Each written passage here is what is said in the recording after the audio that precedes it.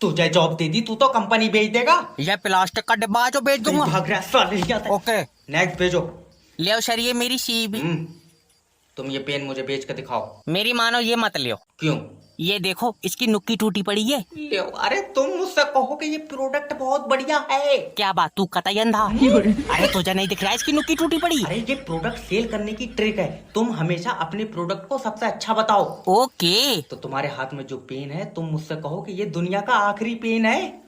वैसी मेरी जेब में 2 और हैं काले नीले। मैं इसका गला खोल दूंगा, पहले बता। यार मैं झूठ थोड़ी बोल रहा हूँ, मैंने अभी लिए। चल निकल यहाँ से। और नौकरी? नौकरी? तुम्हारे अंदर कोई टैलेंट है? पता नहीं, एक्सरे करवा लियो। हल्के सूजन चेक करने को नहीं कह रहा हूँ, मेरा मतलब है कि तुम्हारे अंदर कोई कला है। कला का पता नहीं, अल्ट्रासाउंड करवाया तो पित्ते में पथरी है। जान से मार। जॉब तो दो, तुम चाहे मेरी रिपोर्ट देख लियो। अरे तुम्हें जॉब दे दूंगा, कंपनी चलाना कोई आसान काम नहीं है। ऐसे तो कर रही चलेगी, मेरी मानो इसमें मोटर लगवा लियो।